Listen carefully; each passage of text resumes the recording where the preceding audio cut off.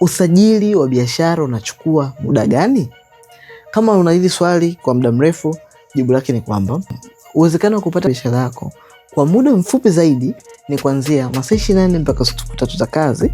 Huo ni muda mfupi, lakini muda mrefu utategemea sasa na procedure nzima na usahihi wako wa kazi mpaka kukamilika, ambao unaweza kwenda kuchukua hadi wiki 1 na kuendelea.